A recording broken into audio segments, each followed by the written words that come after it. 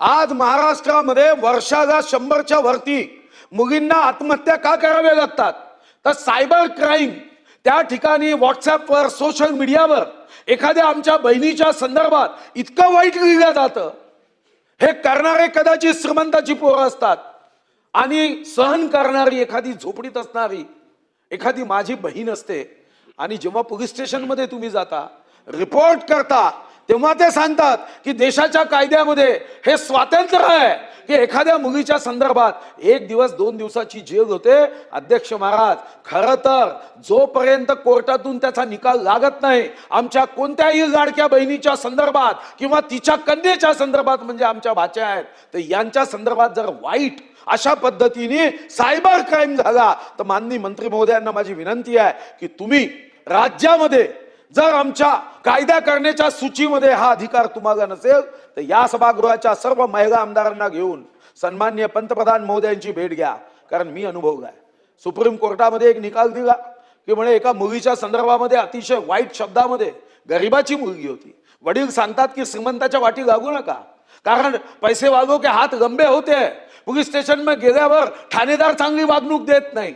माझा आपल्याला आग्रह आहे की खरंच स्त्रीचा सन्मान ठेवायचा असेल तर सायबर क्राईम, सोशल मीडिया या संदर्भात एकाही बहिणीच्या संदर्भात जर कोणी वाईट लिहिलं अशी शिक्षा दिली पाहिजे की त्याच्या आईला वाटलं पाहिजे की अशा दुष्ट बुद्धीच्या पोराला मी गर्भामध्ये 9 महिने का ठेवलं असं वाटावं. अशी शिक्षा जर तुम्ही दिली तरच मा सीता मा द्रौपदीच्या कथा ऐकण्याचा आपल्याला अध्यक्ष महाराज अधिकार आहे.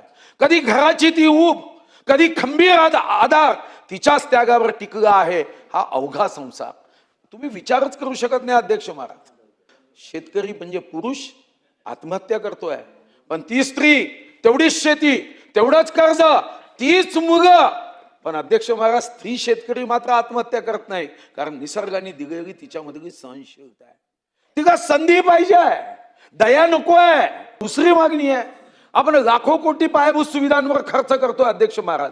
मोठी कामं देऊ नका मी असं म्हणणार नाही, पण मजूर सहकारी संस्थेच्या GR मध्ये, कारण 9 ते 10 हजार कोटीची कामं मजूर सहकारी संस्थेला देतोय. तुम्ही आमदार आहात, मी आमदार आहे, काय आहे सर्व माहिती आहे, काही सांगायची गरज आहे का? आता मी मागणी करतोय, पत्र दिले की मजूर सहकारी संस्थेला, मजूर सहकारी संस्था किंवा महिला सहकारी संस्थांना ही कामं देता येईल एवढं एक वाक्य टाकायचं आहे. का नाही टाकत हो तुम्ही? कुठं फसल्यात? कुठं अडचण आहे तुम्हाला? आज घोषणा करा की 2 दिवसात GR काढू की या संदर्भामध्ये मजूर सहकारी संस्थेसोबत महिला सहकारी संस्थांची निवड करता येईल. शेकडो महिला सहकारी संस्था तयार आहे, द्या ना 30 लाखापर्यंत काम त्यांना. काय पुरुषांनी ठेका घेतला आहे का? आपण महिला सहकारी संस्थांनाही काम देण्याच्या दृष्टीने आपण त्यामध्ये काम केलं पाहिजे.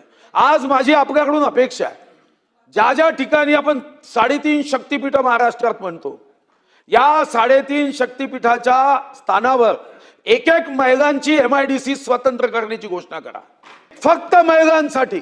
आणि या महिलांना तुम्ही स्पेशल, जसं आपण इंडस्ट्रियल प्रमोशन स्कीम देतो, आपण कितीतरी कंपन्यांना 3-3 हजार कोटीच्या जागा 30-30 कोटीमध्ये देतो, GST मध्ये SGST मध्ये सूट देतो. एकदा या शक्तीपीठाच्या जागेवर फक्त हे करत असताना चंद्रपूर जिल्हा सुद्धा शक्तिदायिनी तेजोदायिनी माता महाकालीचा आहे, ते एक मात्र ते जोडून द्या, एवढी मात्र माझी आपल्याला विनंती आहे. आज अध्यक्ष महाराज, पहिल्यांदा प्रसूती रजा होती.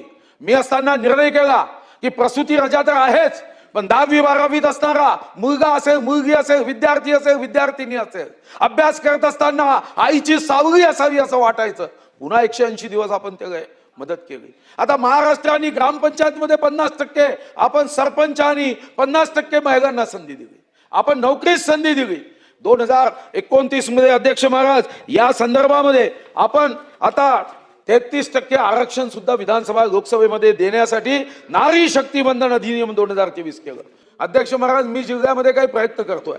600 कोटीची आपण SNDT युनिव्हर्सिटी करतोय सेंटर, ज्याच्यामध्ये 62 प्रकारचे कोर्सेस फक्त मुलींसाठी, 5000 मुलींना शिकता येईल. पण अध्यक्ष महाराज, आपण एकनाथ शिंदे साहेब असतील, मान्य देवेंद्रजी असतील, आज आमच्यामध्ये स्वर्गीय अजितदादा नाहीत, पण अध्यक्ष महाराज या 3 नेत्यांचं मी अभिनंदन करेन, कौतुक करेन. लाडकी बहीण योजना ही आणली, 1500 रुपये अध्यक्ष महाराज या संदर्भामध्ये दिले आणि 2,52,00,000 मुलींना महिलांना आपण हे पैसे देतो. पण हे पैसे देऊन थांबायचं आहे का? नव्हे. साधारणतः आपलं सूत्र काय असतं? एखाद्याच्या ताटामध्ये एक दिवसासाठी मासा देण्याच्या ऐवजी त्याला जन्मभर मासे पकडण्याचं प्रशिक्षण दिलं पाहिजे. तुम्ही या संदर्भामध्ये 1500 रुपये, याचा अर्थ एका वर्षामध्ये 18,000 रुपये आपण देतोय. जर 10 महिला एकत्र आल्या ते 1,80,000 रुपये मिळतात आणि यावर बँक 5 ते 6 लक्ष रुपये कर्ज देऊ शकते. पण त्यांना या संदर्भामध्ये योग्य प्रशिक्षण ट्रेनिंग देण्याची व्यवस्था नाही आहे. माझी आग्रहाची विनंती आहे की तुम्ही काही जिल्हे या संदर्भामध्ये दत्तक घेऊन या संदर्भात जर आपण निर्णय केले तर आपण महिलांना खरंच आत्मनिर्भर भारताचा भाग बनवू शकू आणि या दृष्टीने सुद्धा मदत करण्याची अध्यक्ष महाराज आवश्यकता आहे. आणि शेवटचा अध्यक्ष महाराज मुद्दा, आंतरराष्ट्रीय शेतकरी महिला वर्ष आहे. तर आपल्या प्रस्तावाच्या या उत्तरात महाराष्ट्र शासन या माझ्या शेतकरी भगिनींसाठी या आंतरराष्ट्रीय महिला दिनानिमित्ताने काय कार्यक्रमाचं नियोजन करणार आहे त्याचीही घोषणा झाली पाहिजे. आणि आज जर घोषणा करणं शक्य नसेल तर आमच्या या सन्माननीय सर्व लाडक्या बहिणी बसल्या त्यांची समिती करा आणि 1-1.5 महिन्यात या संदर्भामध्ये आमच्या शेतकरी भगिनींसाठी महाराष्ट्राच्या तिजोरीत किती पैसे आहे त्यात आमच्या भगिनी मातीमध्ये अध्यक्ष महाराज सोनं निर्माण करतात. 1 एकर शेती नांगरायची असेल तर 13.5 किलोमीटर आडवं उभं चालतात, पावसाळ्यात चिखल तोडवतात, थंडीत जागणी करतात अध्यक्ष महाराज. त्या लाडक्या बहिणीला आंतरराष्ट्रीय महिला दिनाच्या निमित्ताने त्यांच्यासाठी आपण काय योजना करणार आहात हेही माहिती होण्याची अध्यक्ष महाराज आवश्यकता आहे. आदरणीय सुधीरजी मुनगंटीवार साहेबांनी या ठिकाणी अनेक सूचना मांडलेल्या आहेत. त्याच्यामध्ये डिजिटलायझेशन असेल, या संदर्भामध्ये आपण जी सूचना मांडली की राज्यातल्या किंवा केंद्र शासनाच्या ज्या वेगवेगळ्या योजना असतील त्या सगळ्या एका प्लॅटफॉर्मवर त्यांना उपलब्ध व्हाव्या, ह्या दृष्टिकोनातून आपण जी सूचना मांडलेली आहे त्याला महिला व बालविकास विभागाच्या माध्यमातून आम्ही ते प्लॅटफॉर्म हे तयार करण्याच्या दृष्टिकोनातून आम्ही त्या ठिकाणी काम सुरू करू. एक अतिशय महत्त्वपूर्ण सूचना ही त्यांच्या वतीने आली ती सायबर क्राईम आणि सोशल मीडिया ह्या दृष्टिकोनातून आली. खरं तर सोशल मीडिया आणि सायबर क्राईमच्या म्हणजे त्या माध्यमातून अनेक असे जे महिला सायकोलॉजिकली त्यांच्यावर परिणाम होतो, मानसिक परिणाम होतो. शेवटी एक नकारात्मक कमेंट जरी ऐकली किंवा वाचली तरी त्यांना त्यातून परिणाम हा होत असतो.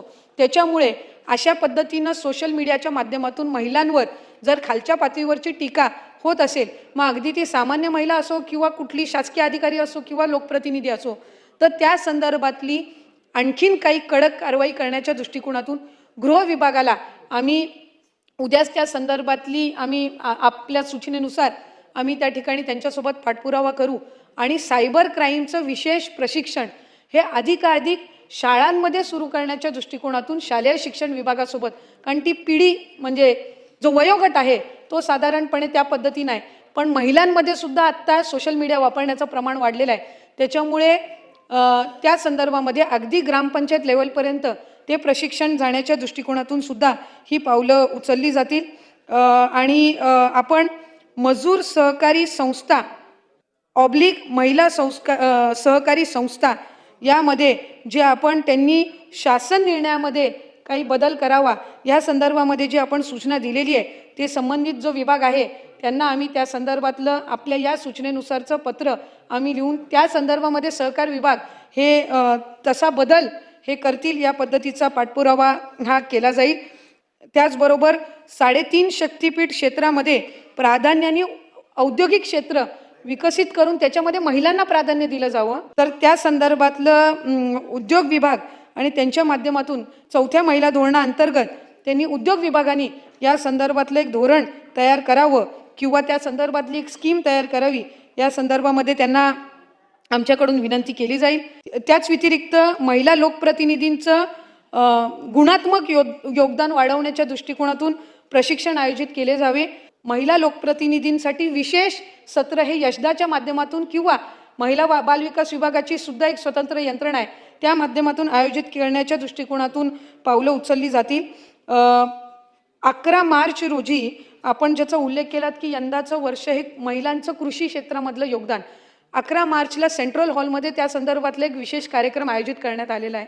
त्याच्यामध्ये अनेक लोकप्रतिनिधींना म्हणजे सगळ्यांनाच आमंत्रित केलं आहे. त्याच्यात ज्या सूचना येतील त्यानुसार आपण ह्या संदर्भातली कारवाई ही करण्यात येईल.